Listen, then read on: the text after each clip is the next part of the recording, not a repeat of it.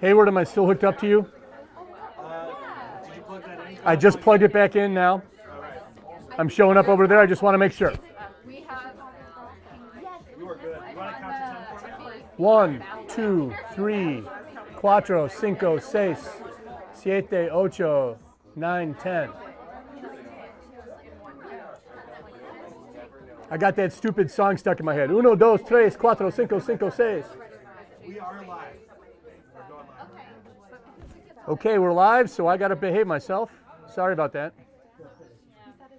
Live online, isn't that a redundancy or a oxymoron?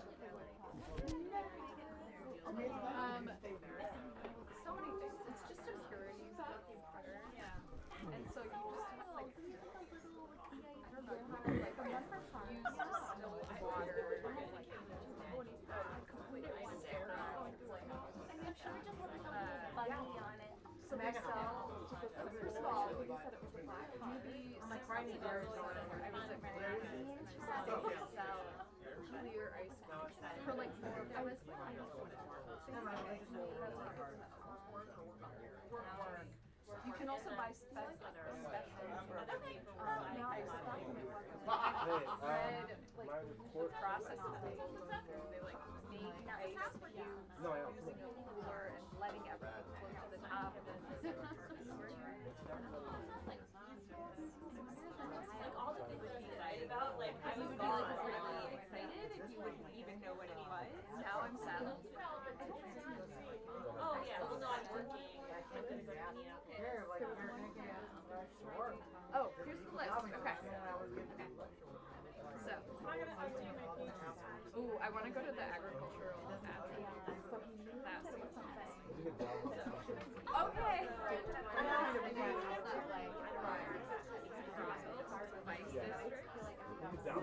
Like all of February is my jam. Okay.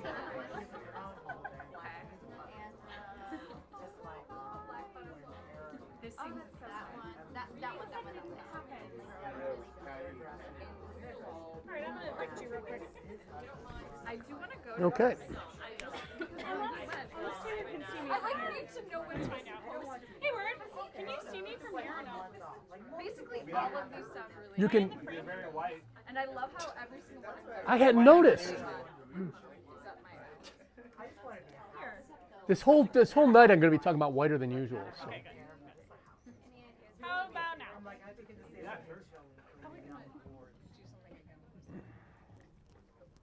Hello, everyone. Welcome. Thank you guys so much for being here. Welcome to our first lecture of 2023. We're so excited to have you guys here. This is our 6th annual winter lecture series. I don't know where time has gone, what day it is, what year it is. Down the crapper is where it's going. But yeah, thank you guys so much for your continued support of our nonprofit organization. If you don't know who I am, my name is Patty. I'm the founder and executive director of Chicago for Chicagoans. We provide all kinds of very cool, interesting, not boring history programming. All of our programming, public programming, is offered to the public at no cost. Pay what you can. We do that so every Chicagoan can always afford to learn more about the history of their own city. So this is where I ask you for money. Yeah, we do have expenses that come along with running an all-volunteer organization, such as our website and such. So, as well as paying our speakers. So if you, not all of our speakers take money though. But Some of your speakers believe in your mission and volunteer. It's true. It's true. Though just because you believe in a mission doesn't mean you don't need some money for your various things. This is the money. At any rate, yeah, if you guys have a good time tonight, we have QR codes to donate scattered literally everywhere, all around the room. We also take cash, check, credit card, Venmo, firstborn babies. Those are getting pretty expensive though, so we're kind of no more firstborn babies. But yeah, we're really excited to have you guys here. The lecture, there's always a theme for our lecture series. This year the theme is Gone But Not Forgotten. So over the course of the next few months, every single Thursday, we'll be right here at room 13, as well as broadcasting on the World Wide Web. So if you ever can't get tickets to come to the event or you catch COVID, please stay home. You can still watch the lecture at home. But yeah, we're really excited to have this very interesting theme. If you want to take home one of the flyers scattered around the room, they tell you what all the events are, when they are. There's links to register. Take it home, put it on the fridge, please. And come back. So registration opens 2 weeks before every event. They are selling out record fast. Next week is already sold out. So if you haven't already gotten tickets for 2 weeks from now, that's a really good idea. I'm going to borrow this from you. Let's see, what's next week? Next week we're talking about the steamships of Lake Michigan, and 2 weeks from now, again, you can sign up for that today, Cinema of Yesteryear. So make sure you pop on our website, chicagoans.org, and check out the other great lectures in this series. I've been stalling for time, and I think I'm about done here. So again, thank you guys for coming out. Thank you so much for supporting us. And I just have one more thing to do, and that is to introduce our esteemed guest speaker this evening. Back for the first time in several years, because he's been writing a book or whatever, is Bill Savage. Oh, gotta go, deadline. Bill Savage is a lecturer at Northwestern, where he's also a professor of like English and some shit. Don't you teach a class about beer? That's at the Newberry Library. Oh, okay, sorry. He teaches a class about alcohol at the Newberry Library. You can find him on Twitter, causing a ruckus. And I don't know, he writes lots of books. He writes some very interesting books. He's written some interesting introductions to great books, such as City on the Make, required reading for all Chicagoans. Nelson Algren, if you haven't read City on the Make, it will Leave now! half a day. You have no excuse, and now you know the man who wrote the introduction. And the notes. And the notes. So Co-wrote. please. My favorite, I know this book very well, my favorite annotation in the back is a definition of the phrase village squares. And I'm going to paraphrase here, but it's like somebody who's not from Chicago who says that they are. Shout out to Naperville. So without further ado, That wasn't my note at all. That was not it at all. You just made that up. It was something along those lines. Anyway, without further ado, I'm going to give it over to Bill here. So give him a nice warm welcome. Give it up for Patty. Thank you. All right, let me see if I get this microphone where it needs to be. Can everybody hear me? People in back? Okay, I'm still just, now it went away. I probably did that myself because I'm clumsy and awkward. No, just a matter of if ever in the back you can't hear me, somebody give a wave. We're all good. Okay. So I want to begin with a couple of formalities. One, not a formality, it's something that matters to me, which is thanking Patty, thanking Layla, thanking the entire Chicago for Chicagoans organization for asking me to speak. It is indeed a thing I've discovered when you're writing a book and you say, I can't do anything because I'm working on this book, and then you just go to a Cubs game or something and you don't quite get around to it. So if someone says, hey, you want to talk about that thing you're writing, then you'll actually get some writing done. It's great. I want to thank you all for being here. Scholarship and research only matters to the degree to which it gets out to people who are interested in it. Academia can be a very ivory tower, sort of isolating place.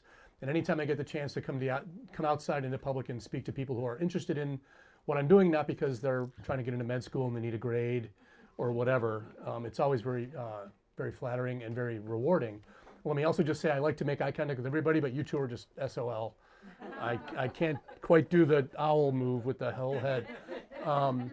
I'd also like to apologize for how casually dressed I am, but believe it or not, it's thematic for what I'm going to be talking about. So the yellow street sign that no longer exists, and old-time Chicagoans will remember these before the green and white ones. Maxwell Street itself, of course, largely obliterated by University of Illinois Chicago, Richard M. Daley, and the forces of gentrification. My shirt depicts the Halsted Street Bridge from back in the day. Some dude for like a year had a t-shirt company he called Elmhurst, which I thought was like from Elmhurst, and it wasn't. But he made like special edition shirts based on the city seal and the city municipal device. So that's why I'm so casually dressed. Normally, and a pin from the late lamented Gaper's Black. Normally, Layla can attribute, or Layla and Patty can vouch for me on this. Normally, I'd have like, a tie half undone and a suit coat on and stuff. I call it Professor Drag, and I don't really want to do. And since drag is a big political thing nowadays, of course, I have to make my political disclaimer. In the course of my talk today, I'll be expressing any number of political opinions. These opinions are mine and mine alone, and do not necessarily reflect the opinions of the English Department at Northwestern University, Chicago for Chicagoans, this bar, or Major League Baseball. Just me.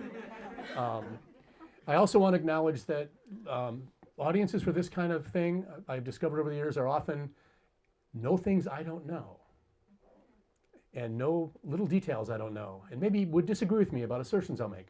I'm fine with that. That's the world we live in. I'm coming from where I'm coming from. If you got something, we got a Q&A section at the end, and then I believe fisticuffs are scheduled in the alley, right? No, that's optional. That's for the Prohibition era stuff. So I'll get started. So the work in progress that Patty referred to is a book I have titled The City Logical, Why Daniel Burnham is Way Fucking Overrated. Frankly, I expect some pushback from the University of Chicago Press regarding my subtitle.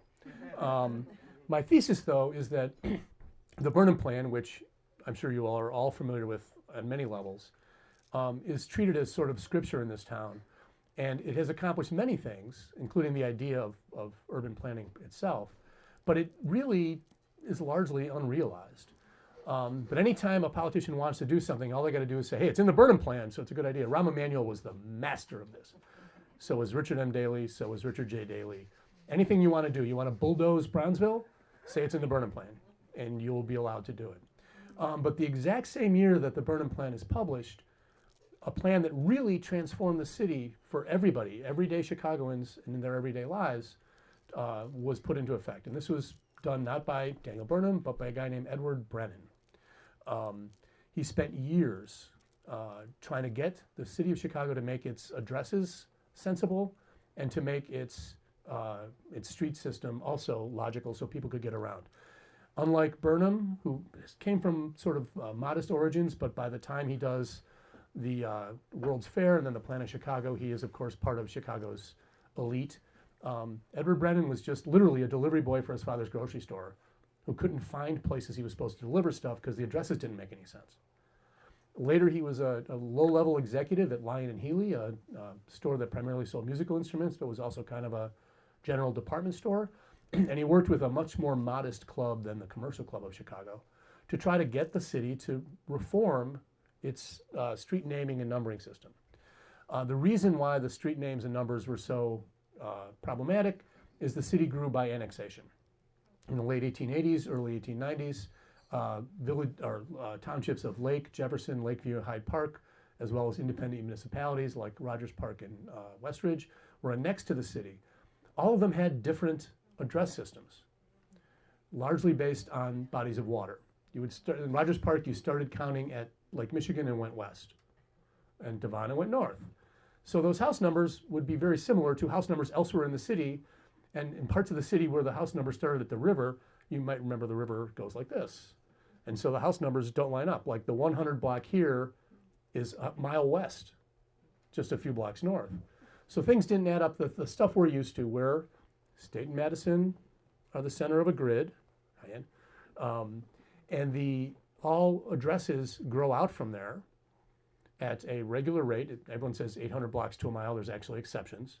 It's 1,200 blocks, or 12 blocks to 12th Street. It's 10 blocks to 22nd Street. It's 9 blocks to 31st Street. And then going south, it's 800 to a mile. But the rest of the city is 800 to a mile.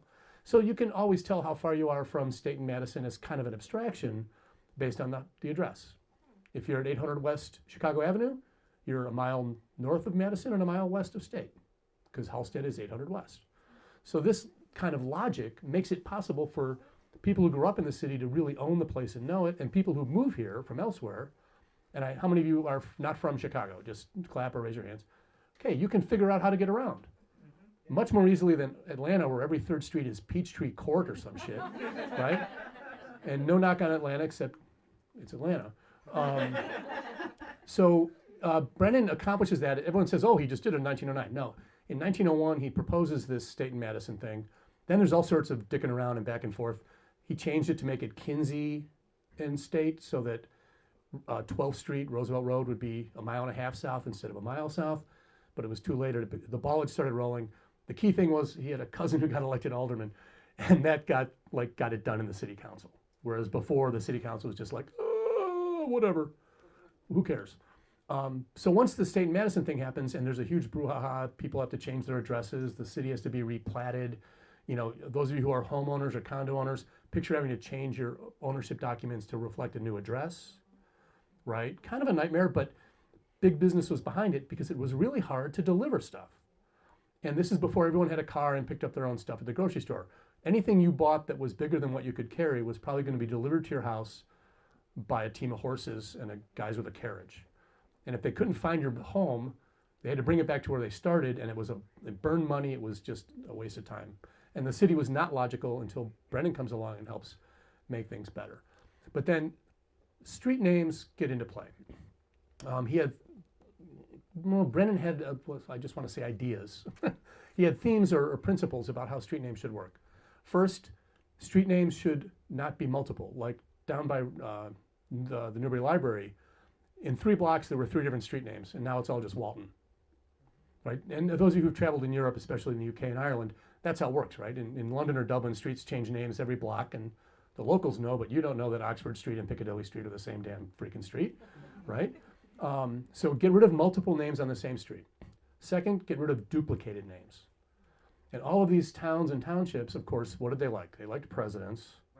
They liked trees, right? So there were like 14 Washingtons, you know, Washington Street, Washington Court, Washington, blah, blah, blah, blah, blah. And later I'll come back to 2 Lincolns that are really important. And then here's where Brennan's really a genius. He understood what he called a broken link street. And this is a street that had the same physical distance going north, south, or east, west from State or Madison, but had different names because it was interrupted. So literally for decades after the 1909 regularization of house numbers, Brennan worked to fix the names. And this went in fits and starts because names are symbolic as well as practical. I like to emphasize the practical, but the symbolism is really important. A lot of what I'm going to be sharing with you tonight is from Brennan's scrapbooks, which are at the Chicago History Museum. And in one of his scrapbooks, and by the way, these are things where you would pay a service to send you clippings of anything that mentioned anything you were interested in, and then you would paste it into a book. And these things are enormous, they're huge. But in one end page of one volume, he quotes a guy who wrote a book about the history of place names in England, named Isaac Taylor. It's from 1873, so this is really cutting edge shit.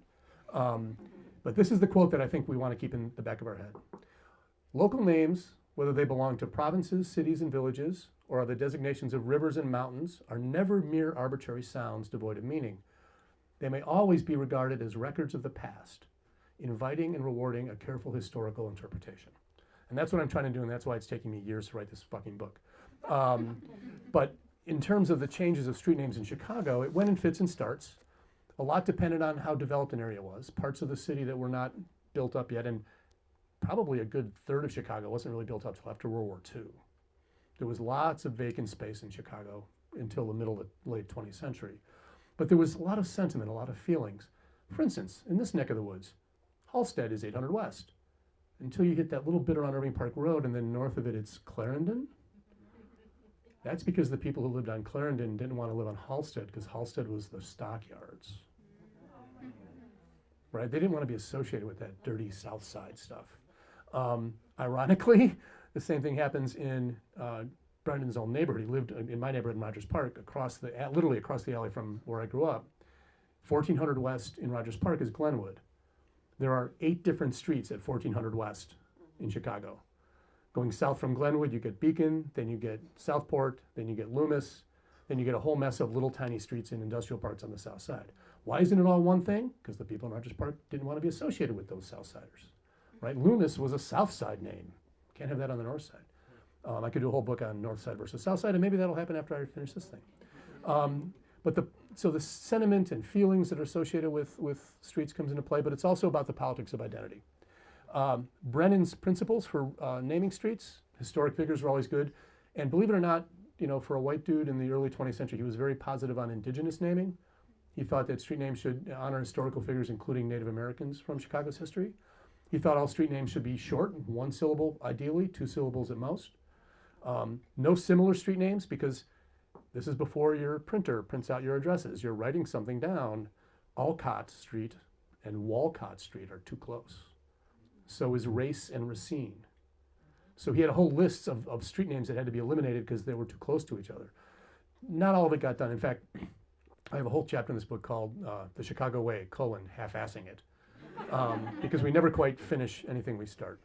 But in 1913 was a big year. 1913, he had convinced the city council to change several hundred names, and that's when this cartoon appears. I'll have more to say about that in a few minutes, the one that's scattered around the room. It was it continued though for decades, and it's continuing now. The renaming of DuSable Lakeshore Drive, the renaming of Ida B. Wells Drive, which depending on time I will get to later. But what I want to emphasize here, and the sort of theme of my speech, is looking back at the history of controversies over the changing street names. We are reminded, or I am reminded, and I'm going to remind everybody else who reads the book, about the politics of whiteness. What we think of as different varieties of white people, ethnic groups.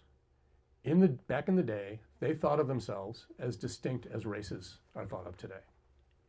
And the conflicts, what makes all this stuff interesting is the conflicts of politics and identity literally get written into the map of the city or get erased from the map of the city, and we don't know about it. So hierarchies of prejudice get exacerbated, ethnic groups do their thing, and it's really, really interesting. So I'm going to go through a bunch of different white ethnic groups and the controversies associated with street names and them. I'm going to start with the most prominent politically, but actually not one of the larger numeric groups, the Irish. Boo. Oh, as an Irishman, let me just say, oh. So, again, the sort of half-assedness. What Irish person would object to a street being renamed Limerick, you might ask? Well, a guy named John D. Riley, who was the head of platting for the city, the head of mapping, who Edward Paul Brennan was probably his worst enemy, nemesis, like Joker to Batman. Riley had a plan that didn't get anywhere beyond proposing, that would have eliminated every street name in Chicago except Madison and Western. Madison and Western would be the axes, and Western makes more sense actually than State Street. State Street ends at North Avenue. And every other street would be northeast, northwest, southeast, or southwest, and numerical. Avenues running north-south, straights running east-west. So within a block of the corner of State and Madison, you'd have 4 intersections that were first and first. And then another block out, you have 4 that are second and second, and into infinity. Oh, but it's a very logical system, but stupid. But he was in charge, and and again, what I'm going to be reading is all from Brennan's notebooks or scrapbooks. So he was in charge of renaming stuff, and one of the plans they had was go on the far southeast side, and that's as far east as Chicago goes, and every mile the street name should begin with a new letter of the alphabet, A, B, C, D, etc.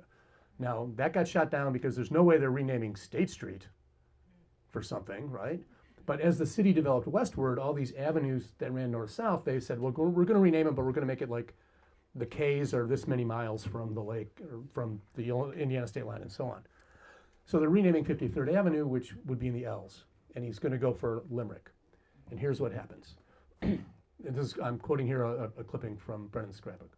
According to our plan, the name would have begin with the letter L, said Mr. Riley. Knowing that there is a big Irish settlement on that street, I suggested that we make the name Limerick Street, which certainly ought to please the Irish. Note the. The committee thought it was a great idea, and Limerick Street it was. No sooner had the proposal been announced in the morning papers than there came a storm of protests. It developed that the residents along our new Limerick Street were from the north of Ireland, and the name Limerick was like waving a red flag in front of a bull. Another story read, when they heard out in Austin, the citizens affected held a meeting. Noses were counted. Those from the south of Ireland, to whom the name Limerick would be dear, were ranged on one side, and the Orangemen, referring to the Orange Order of the Protestant North, on the other. The Orangemen, despising the new name, outnumbered the others 4-1. Never would a name such as Limerick be attached to the lampposts. This also, by the way, is at a time when only 10% of Chicago streets had any street signs. Picture navigating a city with no street signs. That's a whole other chapter in the book. The Irish also objected to another thing. This one kills me. They were going to rename O'Brien Street Kubelik. And oh yeah, just think of it. This is a quote from a letter to the editor. They are trying to change the name of O'Brien Avenue to Kubelik Avenue. They want to sacrifice a good Irish name that has had an honored place on the northwest side since it was first selected by an aldermanic committee before the fire. Everything in Chicago is before or after the fire. And substitute a Russian name. That means a fight. And whatever you do with the Irish, don't bring the German into things, frankly. At one point they proposed changing Cherry Street in an Irish neighborhood to Hamburg. Ooh, I know. Superintendent, and this is a quote from the paper, Superintendent Riley of the City Mat Department yesterday quelled what appeared about to be developed into a riot in his office. He did it by making a swift shift in street names. Some misguided reformer, believed to have been a German, had suggested that Cherry Street on the northwest side be called Hamburg Street. The word spread quickly on the street, I presume. There is not a single German on the whole extent of Cherry Street, according to the residents of that thoroughfare. There are, however, many Irish, and it was the Irish who nearly caused the riot. Riley's quote here. I quieted them, said Riley, after brogues got so thick you could step on it. Of course, this is from a guy named Riley. I mean, what the? I calmed them by announcing we would call it Shakespeare Street. Both the Germans and the Irish can get along together on Shakespeare. Besides, there's a police station of that name. So you can't rename things in ways that might offend the people who live on that street, seems to be but of course that changes over time, right? Our Mexican-American neighborhood of Pilsen was once Czech, hence Pilsen, not, why not call it Guanajuato now, if you want to reflect who actually lives there. But the Germans got their comeuppance. Hamburg might have been put down, but the German immigrants to Chicago were the biggest immigrant group through the 19th and into the 20th century for lots of reasons. They run into a little bit of a problem culturally, 1914 or so, when the Great War starts. And Polish-speaking immigrants to Chicago. And notice, please, I say Polish-speaking rather than Polish because the country of Poland as an independent country did not exist until after the Great War. Polish-speaking regions of that part of Europe were divided between Prussia, Austro-Hungary, and the Russian empires. But Poles here consider themselves a nation because of their language. And this is where the complexities of the language and the street namings come into play.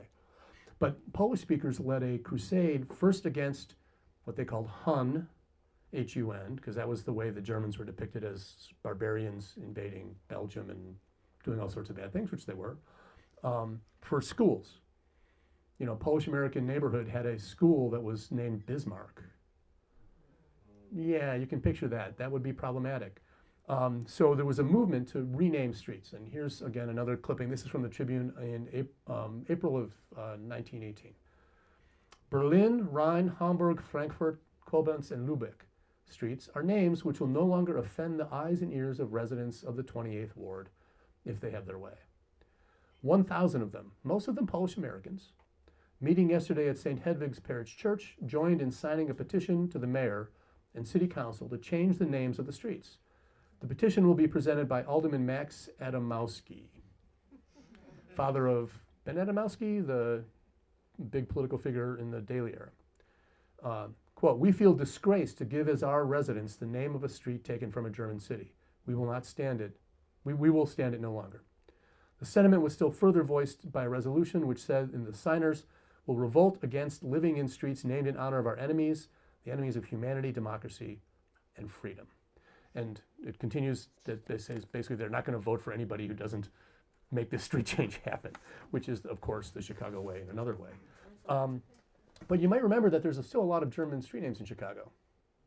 Goethe, for instance, which I've got a good friend who lives at the corner of Goethe and Clark and just tells the cab driver a block south of Schiller. It's much easier. One of the funny things about Brennan's notebooks is stuff we talk about now and make jokes about now was an issue back then. There were folk songs written about how do you pronounce the name of this street. And there's people complaining about the southern boundary of Rogers Park not being pronounced Devon like it ought to be. It's Devon? What kind of barbarianism is that? So the movement against these Hun names was a big deal, but some people were like, well, wait a second now. One of those people, and one reason why I credit and admire Edward Paul Brennan as a human being, is this letter he wrote to the editor about why we shouldn't change all these names. He says, Mozart, Schiller, Beethoven, Goethe are not associated with, quote, Prussian militarism, and so should be saved. As far as I know, they did nothing offensive to America, and their works belong to all lands. So it's like the political and the geographic German names get eliminated, but the artistic German names, they stick around because they are art that is available to any human. And that kind of universalist idea is an ideal that lurks behind a lot of American culture and very rarely gets properly expressed. So the Poles are against the Germans, but the Poles get their comeuppance because this is Chicago, this is America. And you can see this, one of the details I'll get to in a minute is lurking in the background of that cartoon that's on most of the tables. The I Will Maiden, by the way, for those of you who don't know, is a character who was invented as the personification of Chicago, like Columbia was the personification of America, or Uncle Sam as the US, or Britannia after the fire. The I Will Maiden was this character who had her crown was a little phoenix, and she had like armor on, and her weapons were a carpenter's rule, the level that carpenters use, and tools, because I will rebuild was the city's motto, right? So the I Will Maiden has now been transformed into an old lady with a bunch of kids who are streets and are running around. And there's a detail in the background that I'll get to momentarily. First, bigger background. How many people are in here are familiar with the controversy over Pulaski Road in Chicago?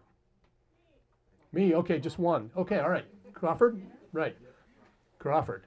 In 1937, Mayor Edward Kelly changed the name of Crawford Road on the west side, 4000 West, which tells you how many miles it is from State Street, to Pulaski, after being petitioned by Polish American voters. There's a great political cartoon that if had I been doing more illustrations, I would include it, of Kelly as Santa Claus under a Christmas tree handing a present to a little girl with a sash on that says Miss Polonia, 47,000 votes. And under the Christmas tree, it's like other ethnic groups are going to get their presents. And this was actually true. There were a lot of Polish voters in Chicago. And one of the genius aspects of the Kelly-Nash machine, which grew into the Daley machine, was every group got its share. And Cermak originated this back before he was assassinated. But anti-Slavicism is real. You know, what the subtext of the last couple things I've talked about here is white folks hate other white folks almost as much as they hate black folks. And if you want to hear a really funny song about this topic, go online and Google Tom Lehrer, L-A-H-R-E-R, and the title of the song is National Brotherhood Week.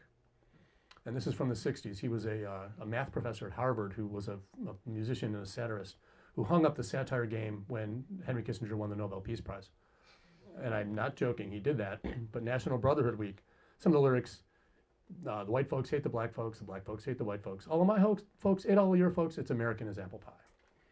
Right? So that's about the division, but different kinds of white people had this prejudice against other kinds of white people that nowadays we just think of as white against black or white against brown.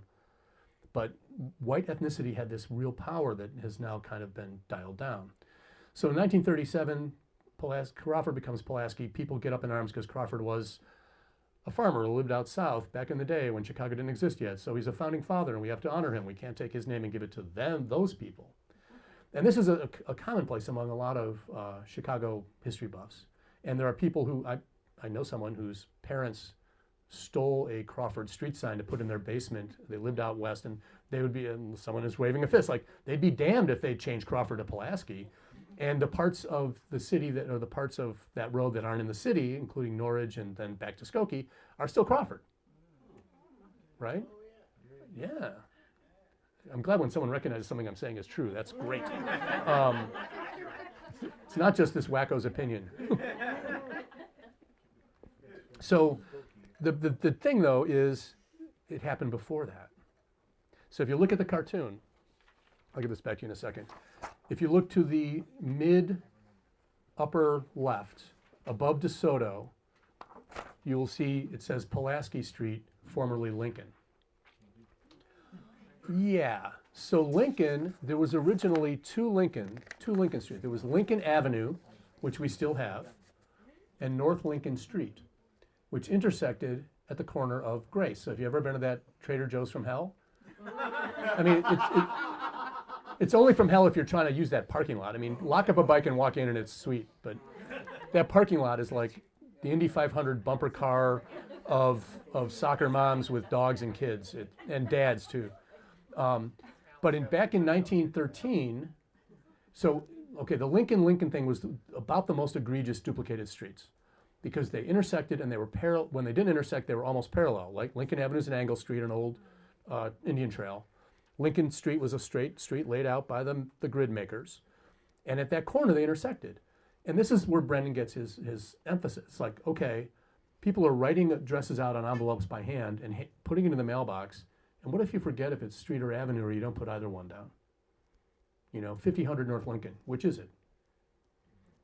I'm delivering your furniture. What street is it? Some places they're a mile and a half apart. Some places they're a half a block apart. So you got to get rid of this duplication because it makes the city illogical, and we're trying to make the city logical.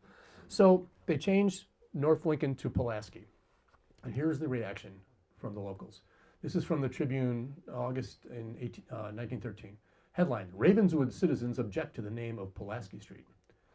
Subhead, willing to sell property at a discount if appellation rushed through council is permitted to remain. It's always about property values. The Ravenswood residents of Pulaski Street are willing to sell their property at a bargain this week. The action of the city council, I've got some allusions here, caused this sudden desire. The street formerly was Lincoln Street. Alderman Cullerton, you might recognize that name. Until a few years ago, there'd been a Cullerton in the city council since 1870. Alderman Cullerton, whichever one that was, rushed through an amendment to change the name to Pulaski Street. Residents of the street, and we get into attention here. One of the principles of Brennan's street naming was like heroes of the Revolutionary War, heroes of the Civil War, like historical figures. Pulaski was not a guy you could say anything bad about because he was a hero of the Revolutionary War. I must point out, though my pronoun might not be inaccurate, recent research into Pulaski suggests he was transgender or intersexed because his skeleton and his DNA don't line up as male, and there were things talked about during his lifetime. So maybe it's they or she, pronouns. But you can't say anything bad about a hero of the Revolutionary War as an individual human. And here we're talking now, to some degree, about names for individuals as well as names for groups. Continuing. Residents of the street, this is revere and honor the name of the count who's aided our forefathers. William Webster of 5055 Pulaski Street said yesterday. But we prefer his memory to be honored in some more appropriate manner. Few Polish citizens live in this street, and we feel another name would be better. Citizens on the street would be willing to name the park after Count Pulaski, read nights to their children of his record in the Revolutionary War, or hang pictures in our parlors. But the value of our property is decreased by the name of the street. If the supporters of the Count insist on his name adorning our street, we will sell our property willingly and at a discount. A mass meeting will be held next week. That's the end of the letter. And petitions are already being circulated to get the name changed. Returning to the letter, if Polish people lived on the street and there was any likelihood it would become a Polish street, we would not object. 2 weeks later, the city caved, and another newspaper put it, better to have, rather than have one Pulaski Street in Chicago, the city council yesterday decided to have 2 streets named after Abraham Lincoln. Right? So this is kind of crazy, but as they say, it is what it is. But what amazed me about finding this in my research is I've got colleagues who are historians you might be familiar with the phenomenon that you see in certain bars in Chicago, professional Irishmen. Right, around St. Patrick's Day, they got the cap and they know all the words to all the songs and stuff. I've got friends who are professional Poles, and they never heard of this old Pulaski Street. It got forgotten so fast, in part because the neighborhood never did go Polish, and in part because of the success of the Pulaski Street in 1937. So you can see the anti-Slavicist stuff that now seems kind of obscure. Even more obscure might be anyone having any prejudice against the Norwegians. Like, who's whiter than that? Right? Now, the Swedes, the Norwegians, and the Danes, and the Finns can argue all they want, but in America, it's all one thing. And in 1927, something that is not widely known, South Lakeshore Drive between Jackson and 27th Street, when it was first constructed, got named Leif Erikson Drive. And you would think, oh, what possible problem could there be with that, right? Well, several groups of other white people objected. The Italians objected because the reason the honor was being given is that Leif Erikson discovered America. Oh, no, Columbus discovered America. No word from the Potawatomi about their opinion regarding it. Believe it or so the Italians were unhappy, and I'll get back to Italian unhappiness momentarily. Although, molto bene. There was even one guy who argued in the paper that it should be the Irish who get credit for discovering America because St. Brendan went west in his croch, and there's all this evidence that the Vikings were just following the Irish. One guy argued if we're going to name streets after mythological figures, we might as well call it Zeus to give the Greeks a little something. But one of my favorite letters to the editor about all this stuff, this guy writes in about Leif Erikson Drive and says, now that the Norwegians have had their innings, nice American thing, although it's also cricket, I suppose, how about Lenin and Trotsky Drive?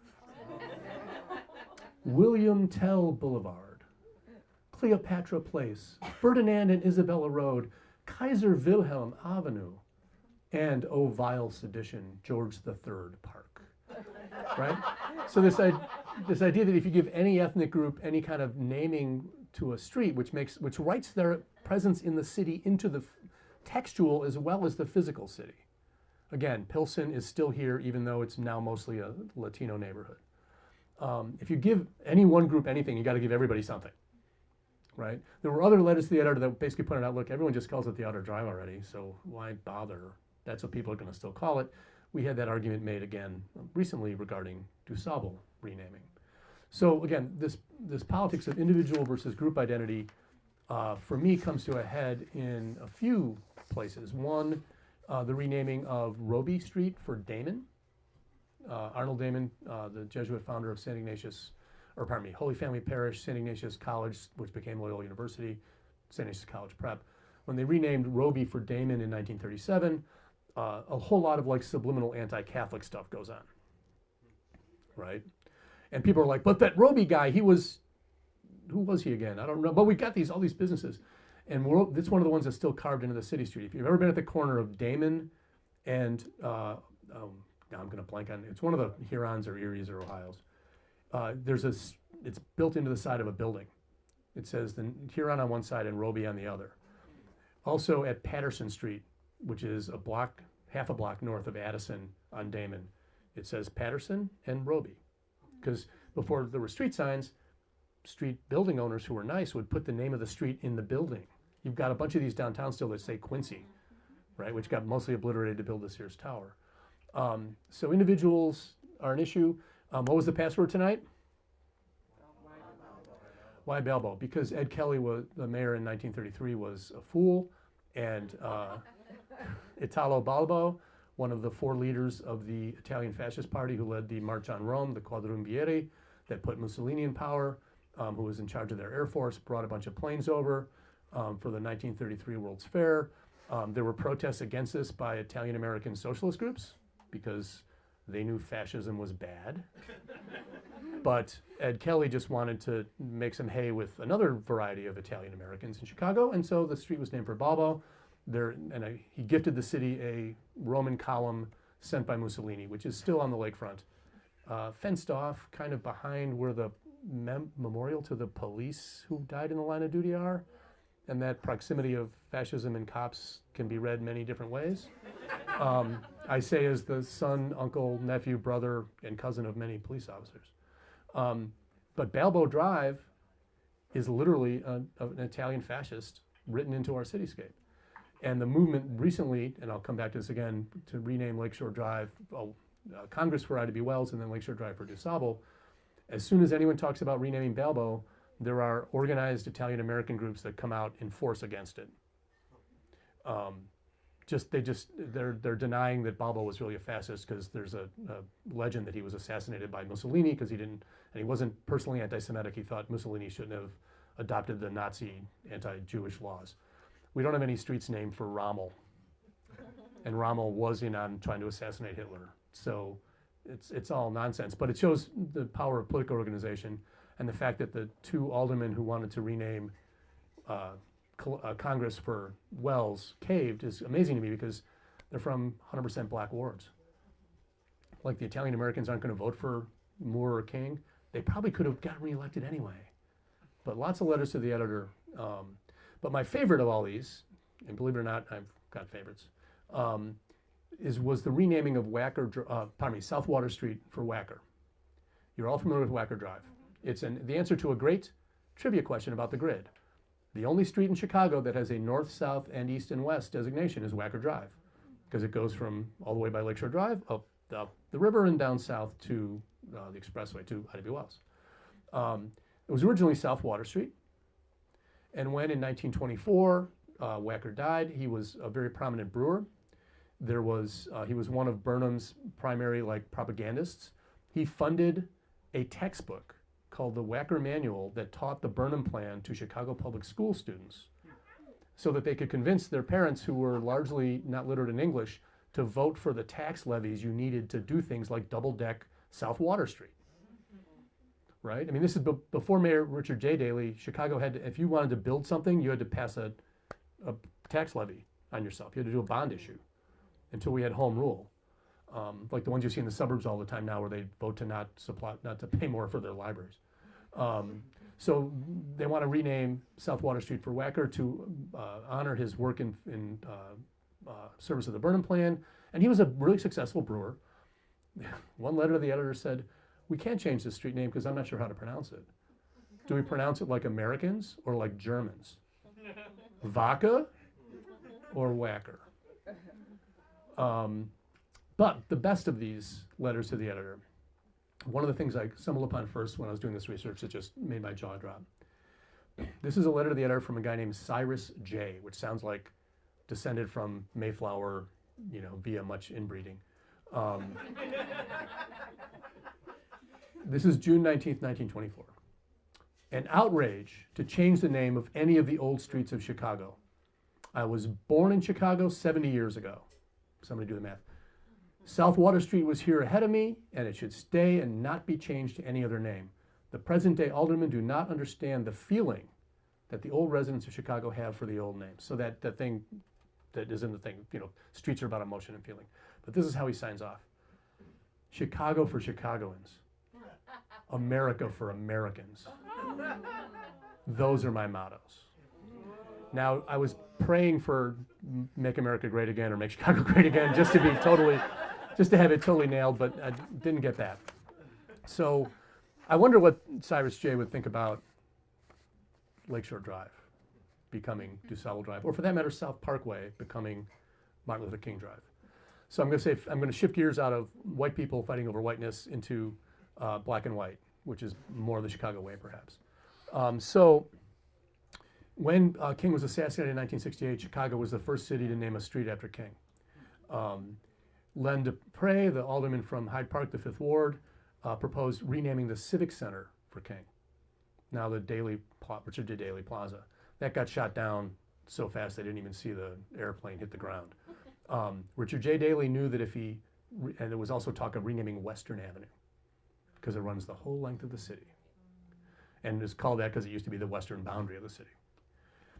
Daley knew that if you did that through neighborhoods like where he grew up and others, I heard Beverly named just now, the signs would be taken down and it'd be really bad. He also knew that he was the master of placating groups by giving them a little something when they needed more, wanted something meaningful, but got something symbolic. So South Parkway became Martin Luther King Drive, right through the heart of what had been Bronzeville, the Black Belt, and is now just the Black South Side.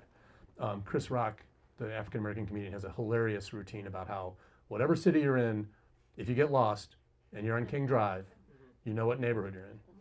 And get out of there because you're about to get mugged, right? This kind of thing.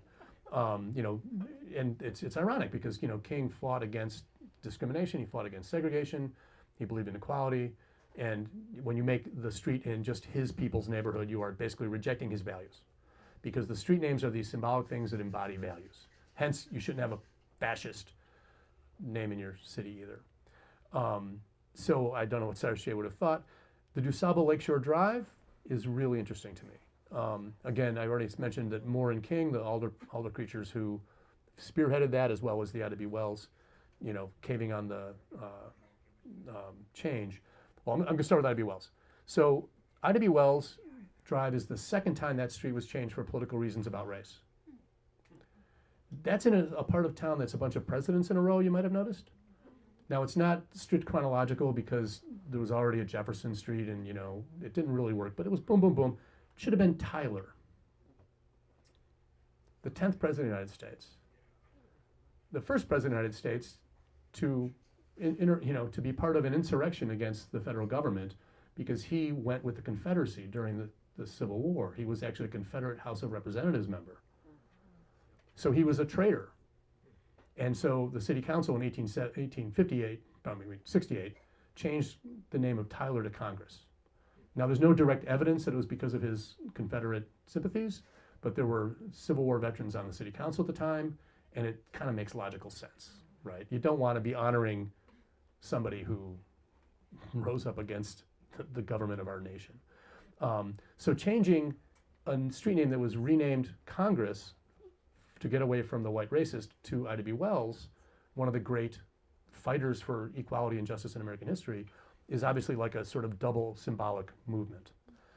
Now, the move to rename Leif Erikson Drive, Lakeshore Drive, DuSable Drive, Moore and Kelly were really, really smart about this and arguing that basically, one false argument always gets made about DuSable, which is no one knows anything about DuSable.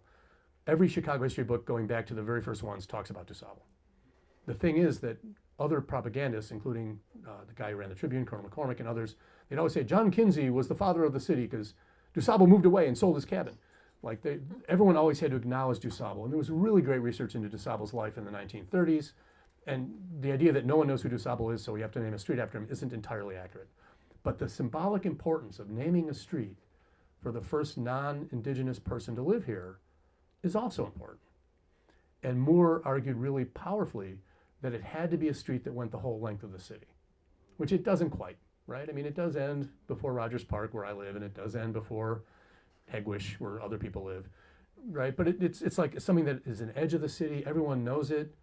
It's on the the radio for traffic every morning, and you hear it now. Now you hear it, you don't even notice, right? DuSable Lakeshore Drive. And they even managed to fit it in the same amount of time. It's fascinating. So DuSable Lakeshore Drive is great. Ida B. Wells Drive is great. What kind of made me sad was that they don't intersect. It'd kind of be nice to have a symbolic black Chicago grid, because Chicago has been a city so powerfully influenced by black culture, black arts, black life, black politicians, black Chicagoans of everyday life.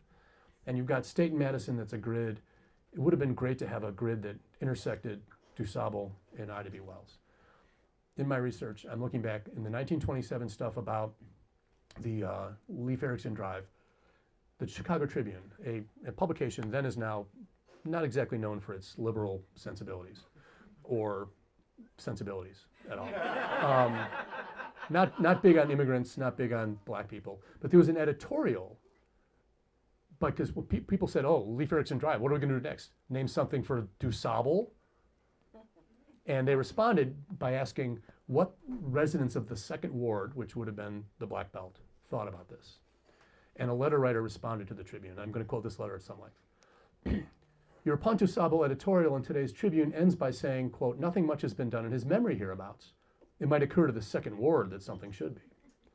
The Second Ward has always felt that something should be done by Chicago in memory of this man who established the first trading post at the junction of the Chicago River and Lake Michigan, and thus became our city's first settler. This he did shortly after the Declaration of Independence had given a new nation to the world, and lived here 17 years. He became a prosperous trader and accumulated wealth. He built the first real house here, and afterwards sold that house to John Kinsey, the first white settler. He thus started 150 years ago the trading post, which is now the great city of Chicago. The Second Ward has wondered why these facts are omitted in the histories of our wonder city. Statues, streets, and buildings stir memories of Marquette and LaSalle. Monuments to the bravery and ancestry of Indian heroes and tributes to the beauty of Indian names and history of Indian tribes are all about us. Kinsey Street, Wentworth Avenue, etc. bear testimony in appreciation to the contributions of those men to the history of Chicago. Yes, the second ward has always felt that something should be done about it, but knew that nothing would be, because the first citizen of Chicago was a Negro. The tendency of this city seems not to be to recognize the honor and worth of Negroes, but to ignore what cannot be caricatured and ridiculed. The writer of this letter, Ida B. Wells. So they don't intersect in real life, but they intersect in history. And the study of history leads us to these insights that make digging into crazy stuff like when they changed the name of Lincoln Street to Pulaski, how things went. So that's my talk. I'm happy to take questions. Patty's coming up fast, so I'm gonna stop talking now and let Patty do her thing. I have a question. Oh, thank you.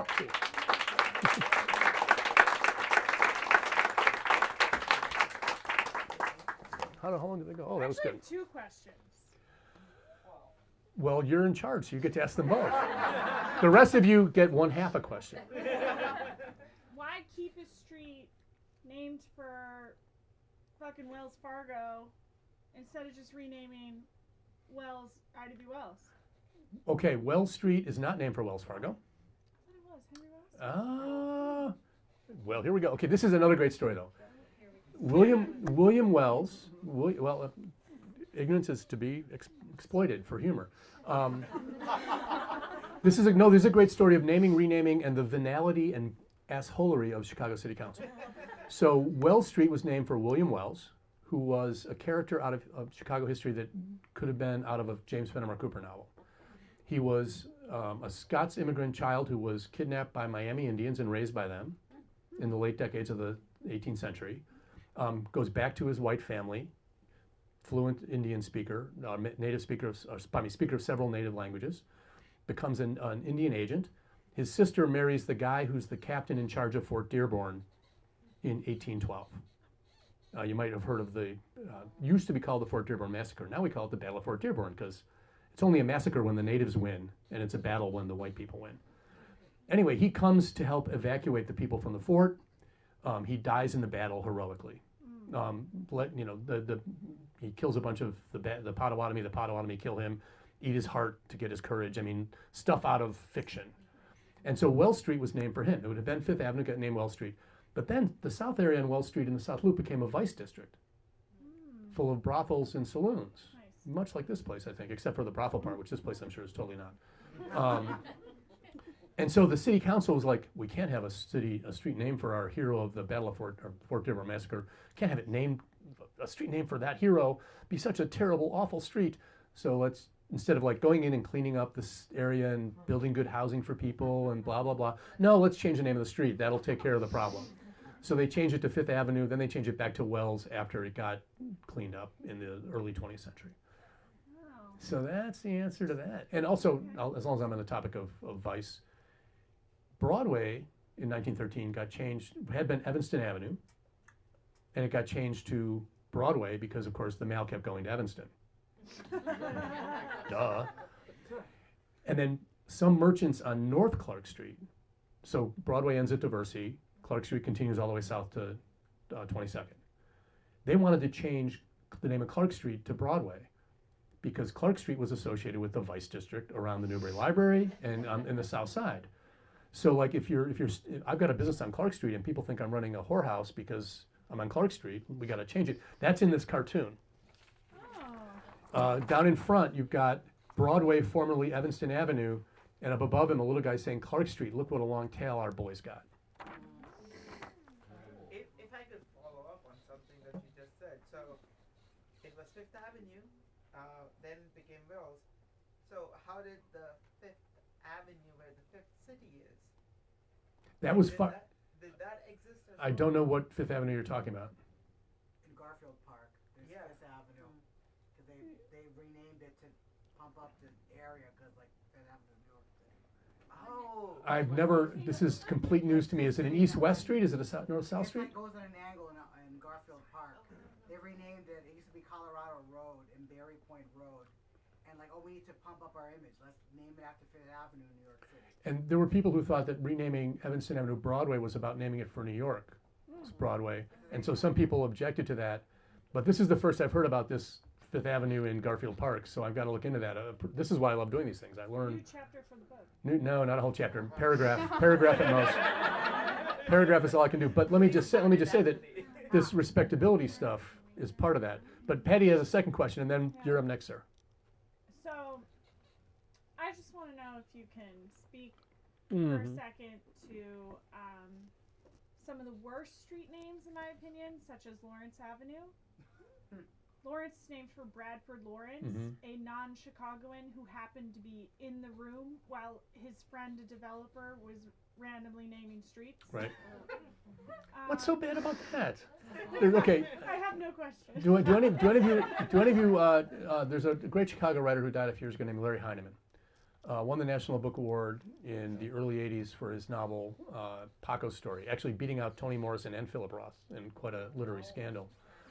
He's primarily known as a writer of Vietnam fiction. He's a working class guy who got drafted and, became a writer afterward. But he wrote a Chicago comedy called Cooler by the Lake. I recommend it very highly. He said, I got to know him personally because I'm teaching his books, and he said his goal in that book was to tell all his Chicago stories and have a book where everybody got laid and nobody got killed. Right? He wanted to write like the anti-Vietnam book. And one of the sort of tropes in the book is an actual place on Granville Avenue called Deadwood Dave's Wild West Saloon. And whatever topic came up, like the barstool philosophers at Deadwood Dave's said, or the barstool real estate agents at Deadwood Dave's would say. And the thing about Chicago street names was every time he mentioned the name of a street, he said, such and such a street, named after the daughter of a real estate developer who died filthy rich. And it's like he does it like 20 times because that's how many of these street names are just these random, like the daughters of the guys who laid stuff out. The part of the Edgewater part, we're like, why is there a street in Chicago named Bryn Mawr? It's the East Line train tracks outside Philadelphia. The developer just took his railroad timetable and bam, bam, bam, bam, bam. Stuart Dybek has a great joke about Rogers Park. He's like, it's the part of the city where all the L stations sound like the names of English butlers. Loyola, Morris, Jarvis, Howard, right? And see, this is some of the stuff I get to write about in this book too, which is why it's not totally killing me. Okay, red flannel shirt who knew things I didn't know. You got a question? So this is actually directed to the person who runs the organization. Would it be okay if we take a shot to you or a toast? Because I heard you had some big news and you got engaged. Okay, who set that up? Everybody raise your drink to Patty, the newly about to be chained down. Yay! Congratulations. Who's the lucky man in the corner? Where? Yay! Hayward. Yeah, I'm sleeping with the videographer. Skilled labor comes at a price. But seriously, one of the things I'm not going to do in this book is make the misogynistic joke that I'm sure some of you know already. Oh God, I should not have brought it up. Okay, there are 3 streets in Chicago that rhyme with vagina: Melvina, Paulina, and Lunt. Right? There's a bar on Devon and Avenue in Westridge called Carrie's that adopted 3 stray cats. And they named them Melvina, Paulina, and Lunt, but Paulina and Lunt ran away, so the last one was just Mel. Right? I'm going to put that in the book, but I'm going to not give the punchline. I'm going to say that's what Google's for. You want me to give you the dirty jokes? That's on you. But seriously, other questions? A lot of the bigger idea behind the book is that the grid has this regularity to it. One reason I'm glad I'm slow at writing this stuff is a study was done about a year and a half ago about how orderly cities are. What percentage of your city's street intersections are right angles? Right? It was just written about in The Economist last week. The guy mentioned it. Let me do my thing, and then you're up next. Or you're just scratching your head. I actually have an actual question. Okay, well, good. But tough shit, I started. You got to wait. And the guy looked at 100 cities around the world, and a perfectly orderly grid would have a score of 1.0. Chicago is 0.89. It is the most orderly grid of the 100 cities he looked at. Right. Yay us. Yay us. And this is I'm sure down in the 70s somewhere. Can you talk a little bit about I can, wait, I can talk about finishing what I'm talking about, dude. Then I'll get to both of you, but you're after red shirt. And so this is like the feeling that like we have that Chicago's like dull. Like there's all these streets that are just, they go forever, north, south, or east. There's all these white X and corners. That's a real advantage. But it means all the exceptions to it are meaningful. Like those of you who know the South Side. Archer, Halstead, and 31st are off the grid. The streets go north, south, east, west, northeast to southwest. No, wait, southeast to northwest. I guess you can go either direction. Why is that? Well, it was built there in the 1830s before it was part of the city to house the Irish immigrants who were digging the canal, who nobody wanted to live in the city proper. So it's anti-Irish prejudice. And it creates a really weird thing once you regularize the thing the way Brennan did. So Troop Street, if you're at the corner of Troop and 31st, on the north side of 31st, you are a half a mile away from the corner of Troop and 31st on the south side of 31st. Because Troop goes like this, and then goes like that, and then jumps back over there. So every little quirk, those of you who go around Sandbrook Village, on the west side of Clark Street, the street numbers are odd. They're supposed to be even, right? West is even, east is odd, north is even, south is odd. Address numbers is one of the fundamentals of the Brennan Plan. So what the hell's going on there? And then on LaSalle, there's even numbers on the east side when it shouldn't be that way. Well, that's because there's a private road in the middle, which is what the numbers actually are for. And that's about urban redevelopment, where they obliterated a multiracial, multi-ethnic, working class neighborhood to build high rises for white people. So anytime you see something in the grid that's a little off, it tells you something about the history of the city. And the history of the city is a history of conflict and concord between different groups, immigrant, race, gender, you name it. Now, red flannel shirt, if it's not another toast. No, it's actually a question. Okay. So, like, I know Federal Street shifts to Lafayette after a certain point because they didn't want to be associated with the Federal Street slum. Federal Street Vice area, brothels. Like like a seedy area. Like, is there any like plan in the city to ever combine them, or just gonna keep it? Nope. Because originally, like, I know when I read Chicago history books in high school, it was like, we don't want to be associated with slum. We don't want to be associated with, especially black people, because Federal Street was like slum, and Lafayette at the time was still white, so there's no plans on continuing the grid. The impetus to regularize all this stuff petered out in the 30s. Once you got street signs up, it's really hard to change all the street names again. Plus, white political power has no particular interest in addressing or ameliorating this. The only way streets gets changed now is honorary stuff. So Rahm wanted to rename, I'm forgetting which street on the south side, for the same guy who the Bishop Ford Freeway is named for. It might have been Cottage Grove, and he got shot down because it's like, come on, man, it's been Cottage Grove forever.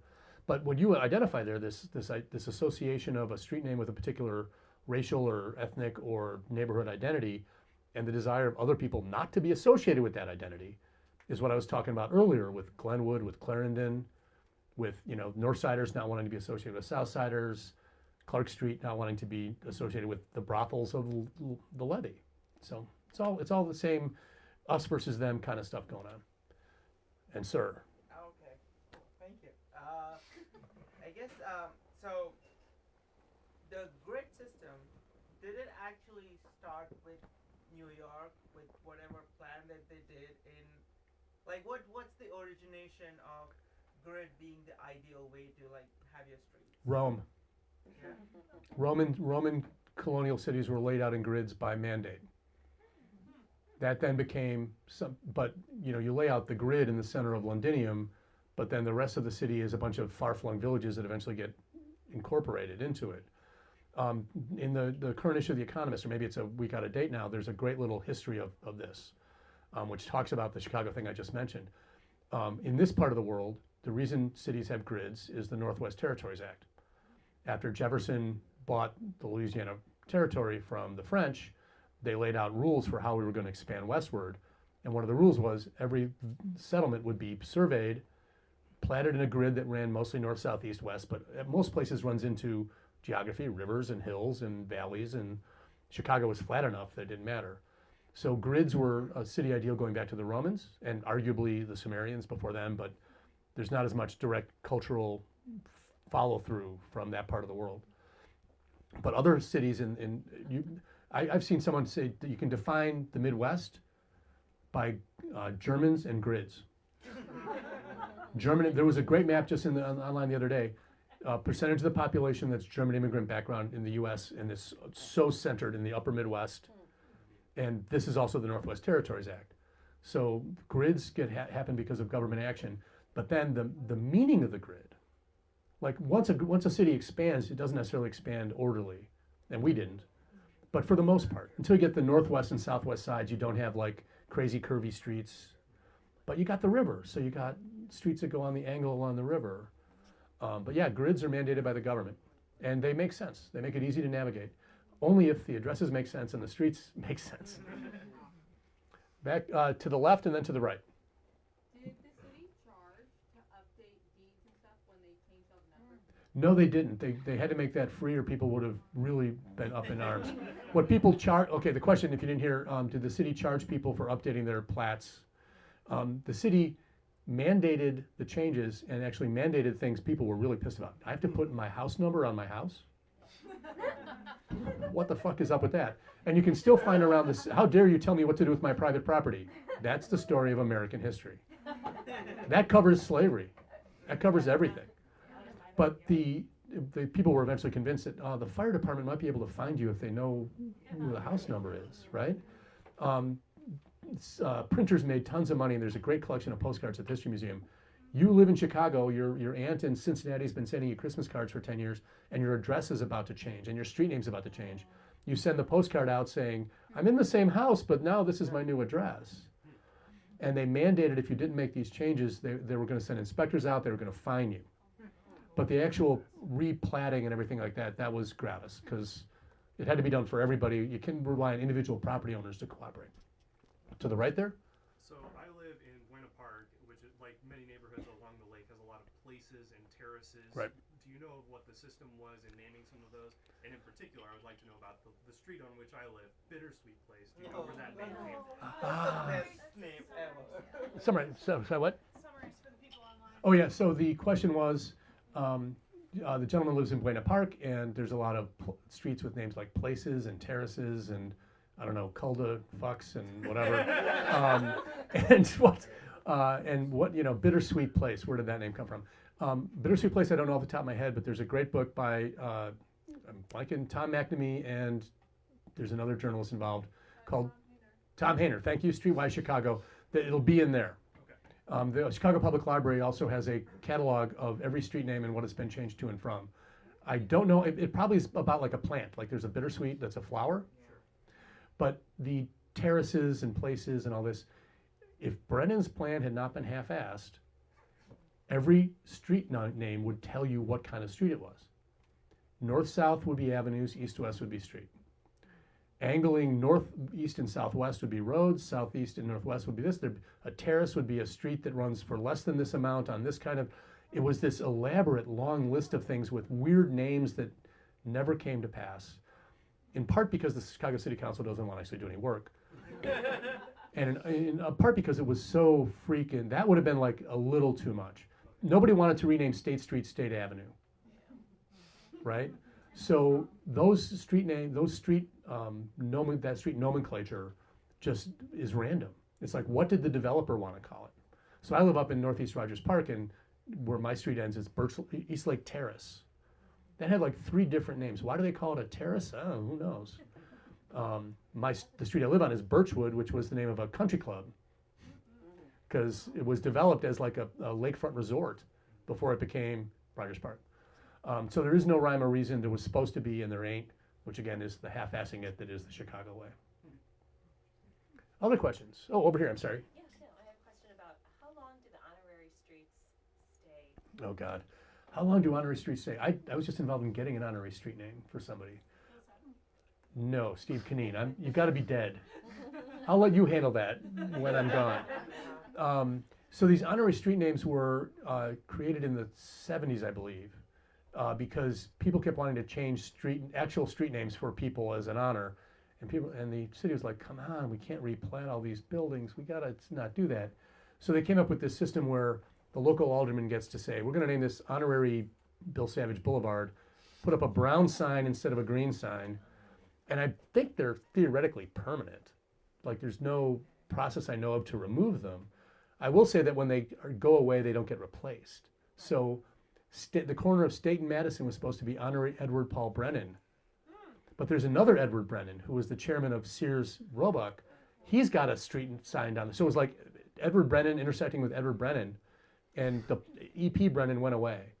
The city hasn't even kept track of them.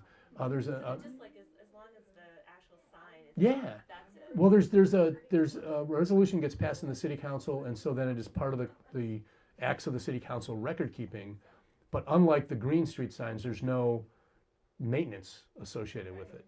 And I saw one once on the north side, a green street sign that had been badly painted and it would peeled away, and there was an old brown street sign under it. I'm like, what the hell's going on here? So there is no system for that. There's a woman, and I don't know her name, and I apologize, who has written a book like listing them all, and those have controversies too.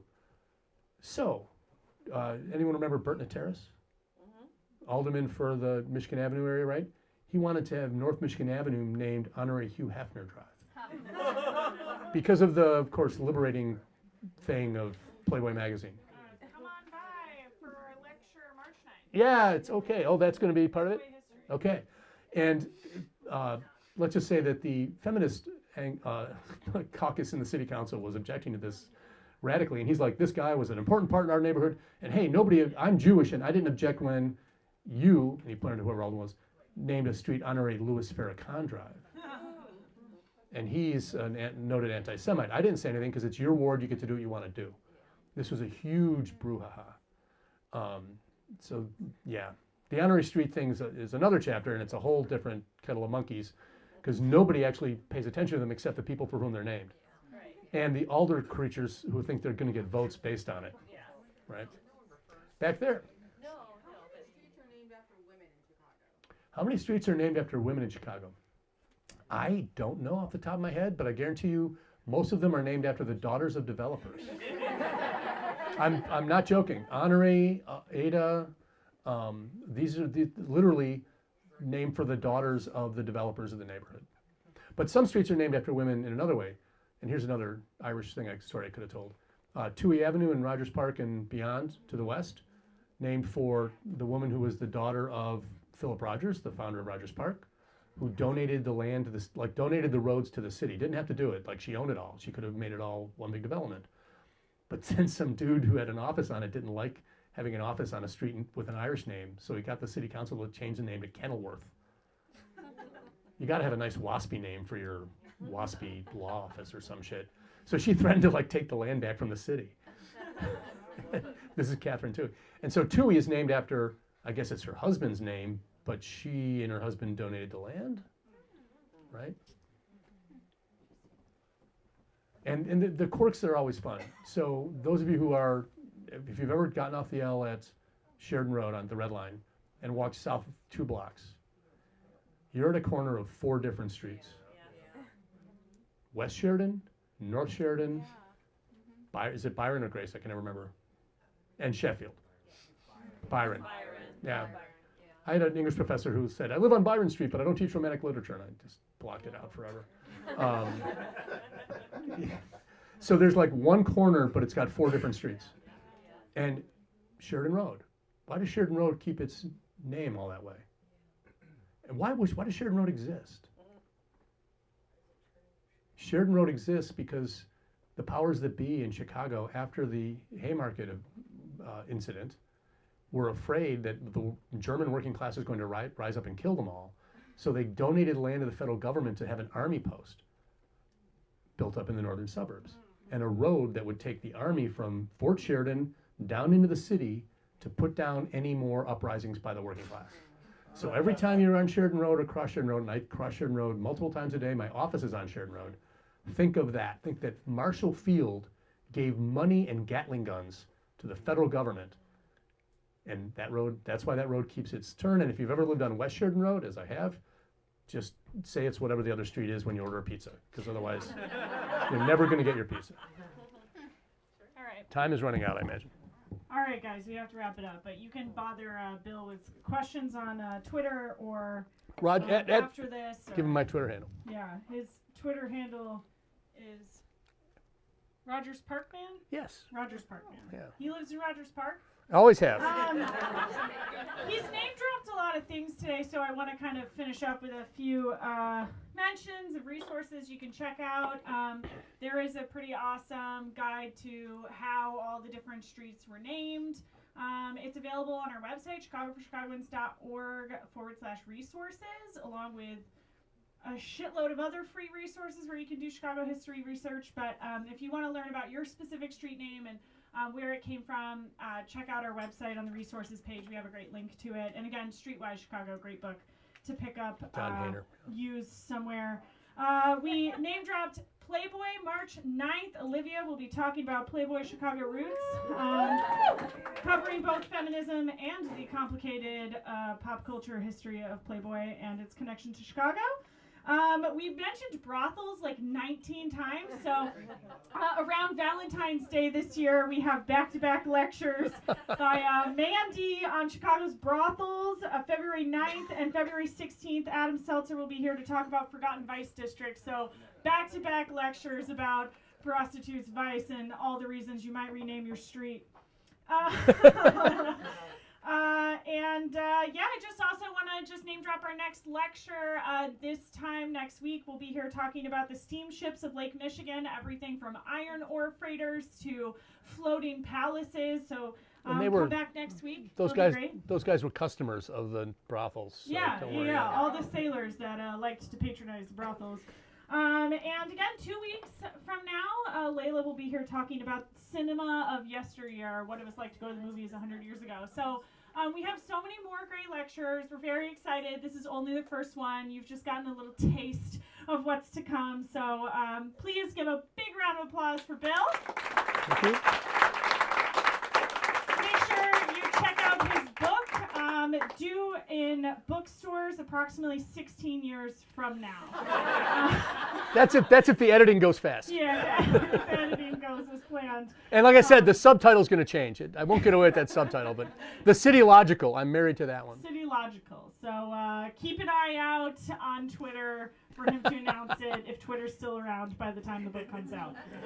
But you can purchase other of his books. I mentioned City on the Make, Nelson Algren. Again, if you haven't read this book, you need to. Can I just take over for a second?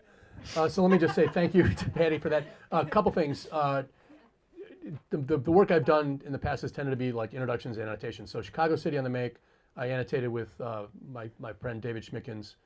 That's like one of the top 5 Chicago books ever. Nelson Algren, 1951. Number 1. And it still speaks to lots of things. So great. The last book I did was, it speaks to this place, The Old Time Saloon, a book by George Ade, a great Chicago writer from 1931, arguing in favor of repeal by talking about the history of saloon culture.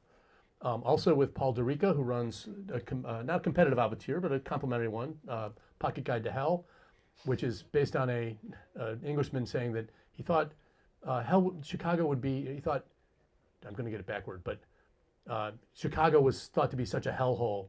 He's like, no, Chicago's not a pocket guide. Hell isn't a pocket guide to Chicago. No. There you go. Chicago isn't a pocket guide to hell. Hell is a pocket guide to Chicago. Anyway, it's called Chicago by Day and Night, and it's a guide to the 1893 World's Fair. Very unofficial, like what kind of fun can you have away from the fair? Mm-hmm. What saloons can you go to where maybe the women who work there will drink with you after they're done working? And these books are designed to be accessible and fun and, just for people who want to read about Chicago history. I'd also like to recommend a book if you want to understand some of the racial issues I've been talking about. It's a novel by Bill Granger called Time for Frankie Coolin. It's from 1980, and it's a representation of white flight and white racism that is unparalleled. It's also a real thriller about will the title character end up in jail. So, and I did an introduction for that book. So buy his books on the internet. And please, again, if you have a good time tonight, do us a favor, donate online if you can, and please tip your bartender. Will, give it up for Will. If you're watching online, tip any any old bartender. They all need it. Thank you guys so much for coming. Have a great night, and we'll see you next week. Thank you. Thank you. Thank you. Thank you. Yeah, we'll take that back. Oh, I have no use for it elsewise. What am I going to do? Like, talk to the guys on the L?